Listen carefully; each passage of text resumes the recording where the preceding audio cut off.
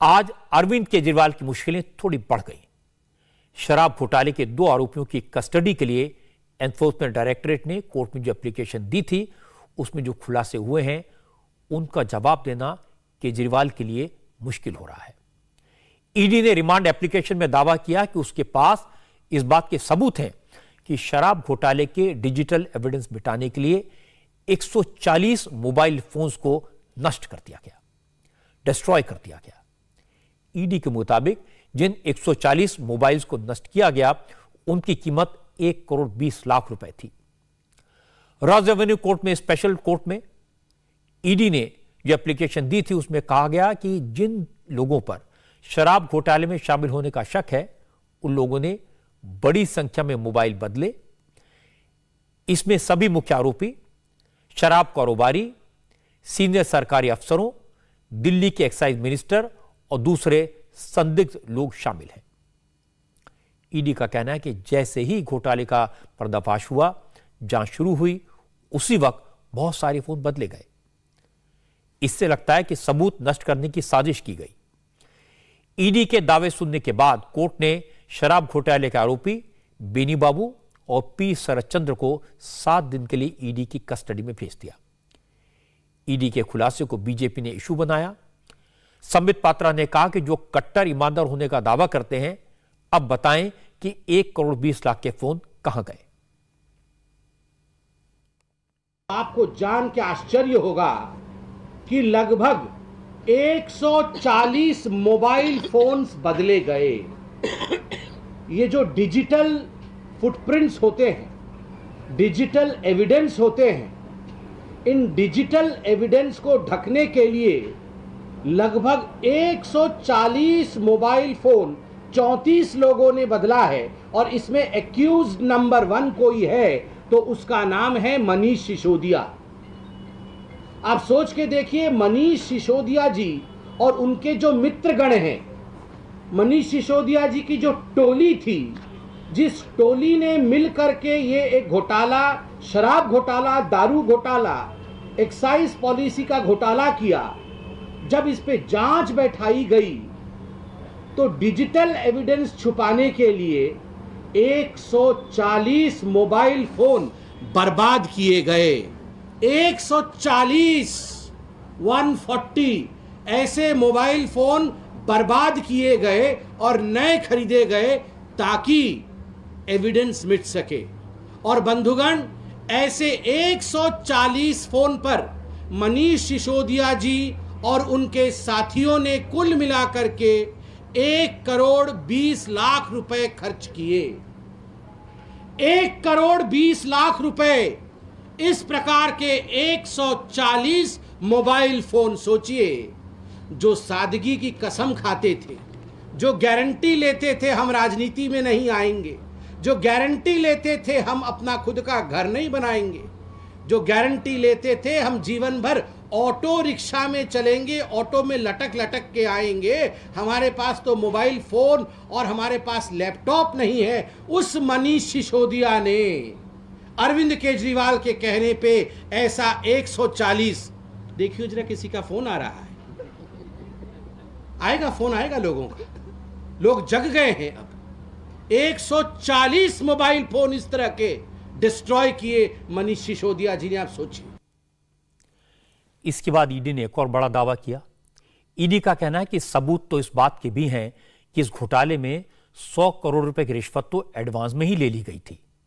जांच में यह भी पता चला कि रिश्वत की रकम रेवेन्यू डिपार्टमेंट के कर्मचारियों ने दिल्ली में शराब की दुकान खोलने की इजाजत देने के बदले में मांगी थी। संबित पात्रा ईडी के रिमांड पेपर की कॉपी लेकर आए थे। उन्होंने दावा किया कि दिल्ली की शराब नीति की कॉपी, इसका नोटिफिकेशन जारी करने से पहले ही मनीष सिसोदिया के दोस्तों को दे दी गई थी, जिससे वो आने वाली पॉलिसी के मुताबिक तैयारी कर सकें, इसका फायदा उठा सकें। संबित पात्रा ने कहा कि शराब नीति का नोटिफिकेशन 5 जुलाई 2021 को जारी किया गया, लेकिन इस पॉलिसी की कॉपी मनीष सिसोदिया के दोस्तों को 31 मई को ही दे दी गई थी। जो एक्साइज डिपार्टमेंट है, ये जो आबकारी विभाग है, ये जब लाइसेंस देती है तो ये लाइसेंस को अपलोड करना ये होलसेल के विषय को समझना, उनको लाइसेंस इत्यादि देना, इसका काम ये सुबह होना चाहिए जब सूरज सर के ऊपर हो। 8 बजे सुबह से लेकर शाम के 8 बजे तक 8 AM to 8 PM, मगर लगभग 3050 ऐसी होलसेल कंपनी है। ये जो मनीष सिसोदिया की यार कंपनियां जिसको हम कह सकते हैं, उनकी कंपनियां हैं जिनको रातों रात सुबह भी काम और 10 बजे रात से लेकर सुबह 7 बजे 10 PM to 7 AM उस समय भी ये लाइसेंस अपलोड करने का काम ये मनीष सिसोदिया के कहने पर एक्साइज विभाग कर रही थी। आप सोच के देखिए, पूरे विषय में घोटाले के कारण जिस प्रकार का अनड्यू फेवर मनीष सिसोदिया और केजरीवाल जी ने अपने यारों को पहुंचाया, एडवांस पेमेंट किया गया। 2 बिजनेसमैन गिरफ्तार हुए हैं और उनसे मालूम पड़ा है कि केवल 2 बिजनेसमैन से 100 करोड़ रुपए एडवांस पेमेंट लिया गया है। 100 करोड़ रुपए एडवांस पेमेंट। आप सोच के देखिए, 1 करोड़ 2 करोड़ 3 करोड़ नहीं, 2-3 करोड़ का ये तो मोबाइल फोन ही बदल लेते हैं। 100 करोड़ 2 कंपनियों से इन्होंने एडवांस पेमेंट लिया है, तो ये पूरा घोटाला कितना बड़ा होगा। शराब घोटाले में हर रोज नई नई चौंकाने वाली बातें सामने आती हैं। घोटाले के कई आरोपी पकड़े जा चुके हैं, जांच चल रही है। एक आरोपी तो सरकारी गवाह बनने के लिए तैयार हो गया है।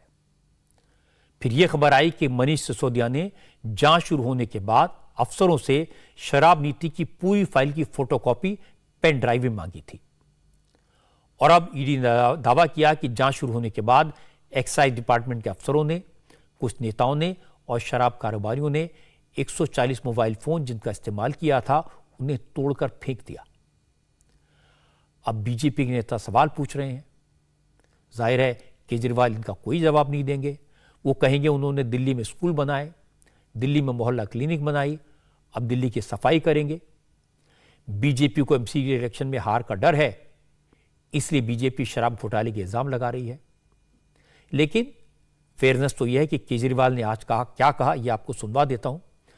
केजरीवाल ने दिल्ली के लोगों को 10 गारंटी दी। कहा अगर एमसीडी इलेक्शन में आम आदमी पार्टी जीती तो दिल्ली से कूड़े के पहाड़ गायब कर देंगे। केजरीवाल ने कहा कि बीजेपी तो शपथ पत्र जारी करके भी अपने वादे भूल जाती है, लेकिन आम आदमी पार्टी जो वादे करती है उसे पूरा करती है।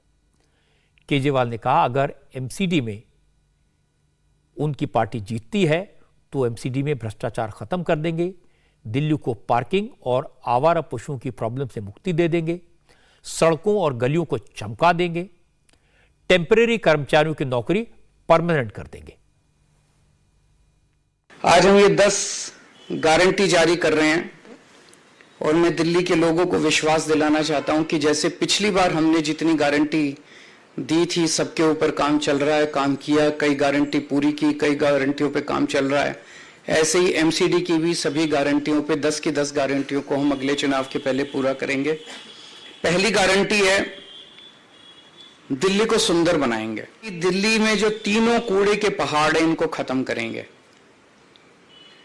दूसरी, अभी इन्होंने कई प्लानिंग कर रखी है। कोई कह रहा 16 नए पहाड़ बनेंगे, कोई कह रहा 20 बनेंगे, कोई कह रहा 25, क्योंकि जो मौजूदा तीनों कूड़े के पहाड़ हैं उस पर और कूड़ा डालने में दिक्कत हो रही है। वो अनस्टेबल हो गए हैं, वो गिर सकते हैं, टूट सकते हैं, अनसेफ हो गए हैं।